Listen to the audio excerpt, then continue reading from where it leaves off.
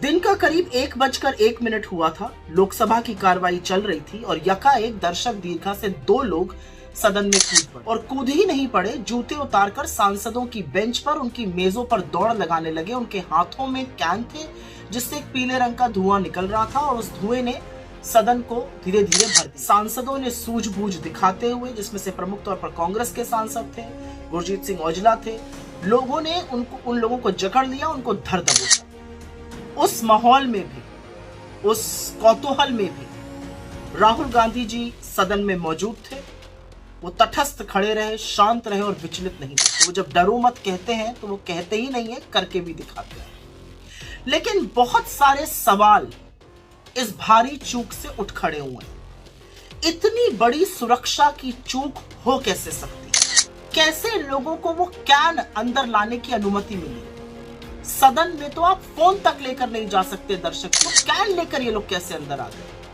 और सबसे पते की बात यह है कि आज से ठीक 22 साल पहले 13 दिसंबर के दिन इस देश के संसद पर आतंकी हमला हुआ था और हर दल के सांसद ने आज उन वीर सपूतों को अपनी श्रद्धांजलि दी जिन्होंने अपनी जान की परवाह किए बिना इस देश के संसद की रक्षा। आज तो पूरे देश में रेड अलर्ट लगा हुआ है।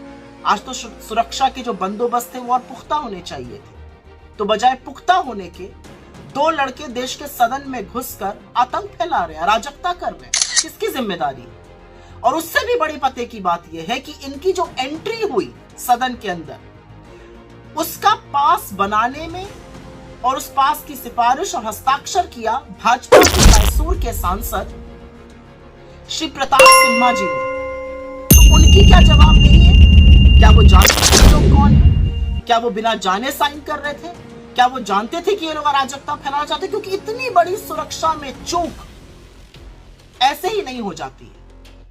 उनकी क्या जिम्मेदारी है? अगर देश की सदन को, देश के संसद में सुरक्षा में भारी चूक हो रही है तो क्या उनको निष्कासित किया जाएगा? क्या उनको एक्सपेल किया जाएगा पार्लियामेंट से?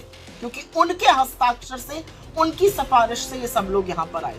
एक और बात है, जो लोग सरहद को सुरक्षित रखने का दंभ भरते हैं वो इस देश के सदन को तो सुरक्षित रख नहीं पा रहे हैं। और इसीलिए मैं पूछना चाहती हूँ, अमित शाह जी का बयान कहाँ है? कहाँ है मोदी जी? और कुछ क्यों नहीं बोल रहे हैं आज इतनी बड़ी सुरक्षा की भारी चूक? उसके बाद एक और नजारा देखने को मिला। कुछ लोगों ने अराजकता अंदर करी थी, कुछ 2 लोगों ने अराजकता बाहर करी थी। उनके हाथ में भी इस तरह के स्मोक बॉम्ब थे। उसको एक पत्रकार ने पकड़ लिया और फिर पत्रकारों का झुंड जो था वो एक दूसरे से जब थम जुत्था लड़ने लगा कि ये उनको दिखाया जाए। पर ये तो एक साक्ष्य है सुरक्षा ब्रीच का। It is an evidence for the security breach. तो ये कैसे लोगों के हाथ में है? मेरा अपना मानना है कि इतनी बड़ी, इतनी भारी सुरक्षा में जो चूक हुई है उसकी जिम्मेवारी तय होनी चाहिए और इस देश के प्रधानमंत्री को सदन में आकर इस पर बयान देना चाहिए। कैसे बढ़ूंगा आगे? तुमने भी नहीं किया, तुमने भी नहीं किया, तुमने भी नहीं किया क्या? चैनल को सब्सक्राइब करें और बेल आइकन को दबाना ना भूलें।